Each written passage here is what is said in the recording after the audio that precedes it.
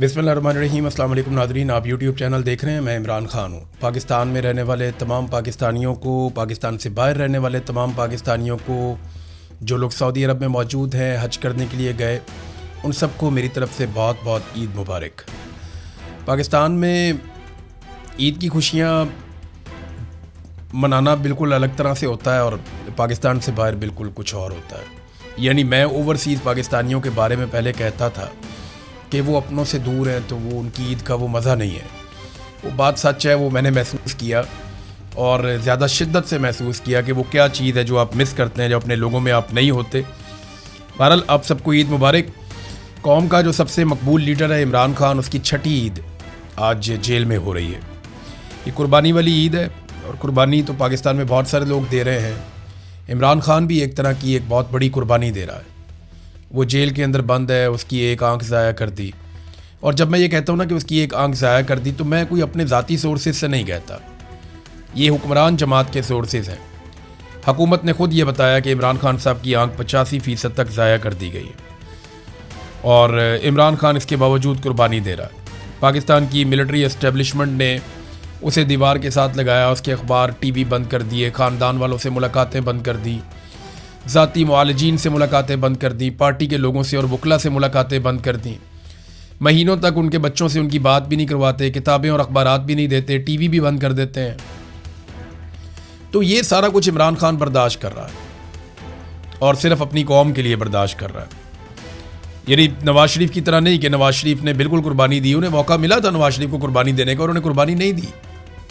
वो अपने साथियों को छोड़कर पाकिस्तान से बाहर चले गए और फिर पाकिस्तान की मिलिट्री एस्टेब्लिशमेंट से डील करके वापस आ गए।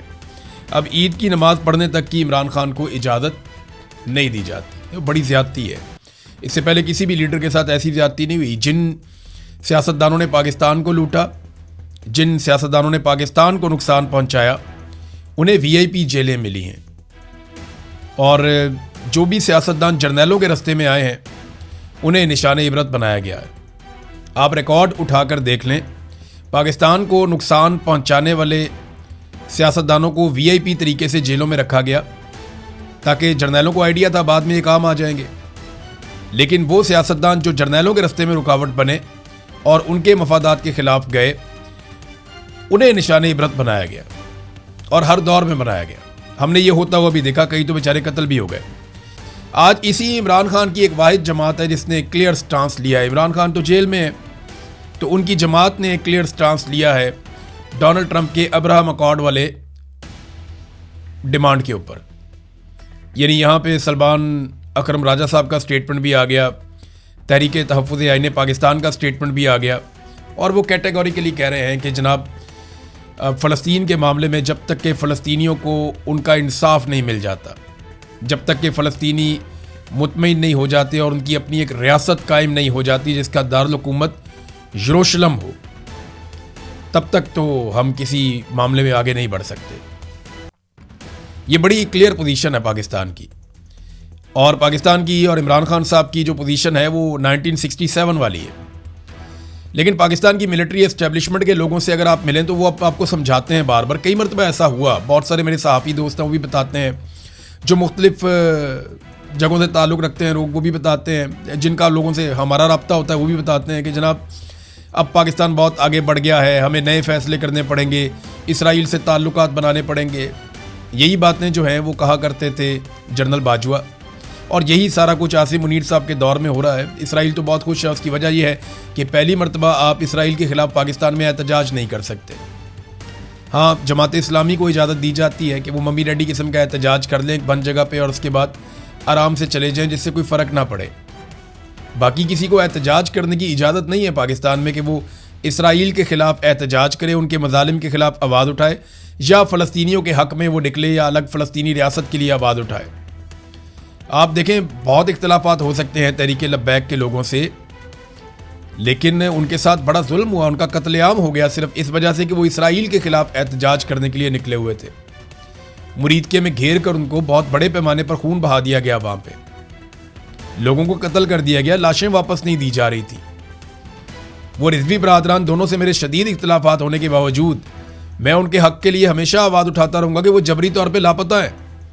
अच्छा, बहुत मुमकिन है वो कल को सामने आ जाएं और वो ये कहें जनाब हम तो कहीं छुपे हुए थे और मामला तय हो जाए। ये भी हो सकता है, ये भी हो सकता है। और मुझे शर्मिंदा करने की भी कोशिश की जाए उन तमाम लोगों समेत जिन्होंने आवाज़ उठाई उनके हक़ में कि जनाब आप इनके लिए आवाज़ें उठा दिए तो खुद ही गायब हो गए थे। नहीं, खुद गायब नहीं हुए। मेरे पास फर्स्ट हैंड इन्फॉर्मेशन थी कि इनको एजेंसियों ने अगवा कर लिया है और अब इन्हें जब तक मामला ठीक नहीं हो जाएंगे नहीं छोड़ा जाएगा। तो रिजवी बरादरान को गायब कर दिया गया, तरीके लब्बैक के लोगों का कत्लेआम किया गया। हमने सारा कुछ होते हुए देखा। पाकिस्तान तहरीक इंसाफ वो वाहिद जमात है जिसने बड़ा क्लियर स्टांस लिया है और सबसे पहले लिया है। यानी फजलुर रहमान, जमात इस्लामी सारे पीछे रह गए। पाकिस्तान तहरीक इंसाफ ने सबसे क्लियर स्टांस सबसे पहले आकर ले लिया। क्या हो जाएगा? डोनाल्ड ट्रंप नाराज हो जाएगा तो क्या फर्क पड़ता है? इमरान खान कौन सा बाहर आ रहा है? भाई अमेरिका को पता चले कि ये एक अलग पॉलिटिकल पार्टी है, भाई इनका एक मौक़िफ़ है और इनकी कल को हुकूमत भी आनी है। आप रास्ता नहीं इनका रोक सकते। पाकिस्तान में अवाम का रास्ता कौन रोक सकता है? ख्वाजा आसिफ साहब के साथ एक के बाद एक ज्यादती होती है और बड़ी सख्त ज्यादती हो जाती है। पहले उन्होंने एक इसराइल के खिलाफ ट्वीट किया, बहुत डांट टपट के बाद वो ट्वीट डिलीट हो गया। ख्वाजा साहब के लिए बड़ी शर्मिंदगी वाला मामला बन गया। अब देखें ना, मुझे इस बात पे एतराज़ नहीं है कि ख्वाजा साहब क्या ट्वीट करते हैं और क्यों डिलीट करते हैं।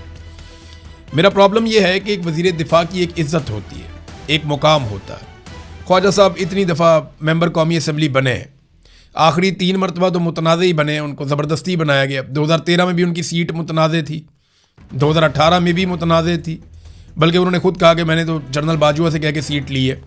और इस मरतबा तो खाना ही ख़राब हो गया। ख्वाजा साहब जो हैं वो उस्मान डार की वालदा से बहुत बुरी तरह रेहाना डार साहिबा से इलेक्शन हारे थे। बहरहाल फिर भी वो MNA बन के बैठ गए हैं। इतनी दफ़ा कोई बंदा MNA रहा हो, मिनिस्टर रहा हो और उसके साथ इस किस्म का सलूक किया जाए या ऐसे ट्वीटें डिलीट हों और इस तरह की चीज़ें हों तो ये बड़ा मायूब होता है। जो चीज़ मुझे पता चली मुझे बहुत दुख हुआ था और मैं सख्त उसकी मजम्मत करता हूँ। नादरीन, यहाँ पे अल जज़ीरा ने एक खबर चलाई ख्वाजा आसिफ के हवाले से। मैंने पिछले वीलॉग में आपको कह दिया था क्योंकि मैंने भी इन्हीं अखबारात को पढ़ा हुआ है।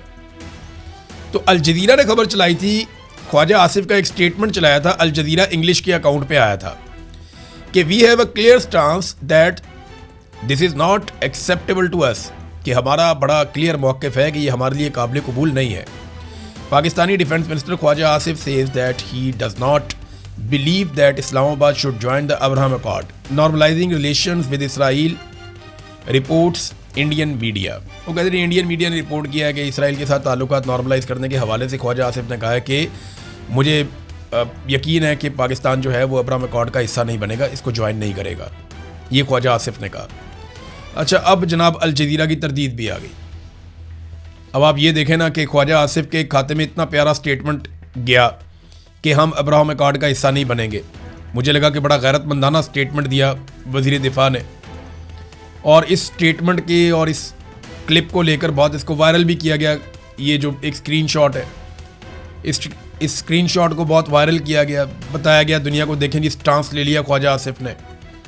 अब अल जज़ीरा इंग्लिश को राब्ता किया गया तो उनको बेचारों को अपनी ये ट्वीट डिलीट करनी पड़ी। अब वो क्या लिखते हैं, a now deleted Al Jazeera English X post mistakenly quoted Pakistan defence minister on the Abraham Accord, there is no record of him having made that statement. अब तक के लिए इतना ही। अपना ख्याल रखिएगा, अपने इस चैनल का भी। अल्लाह हाफ़िज़।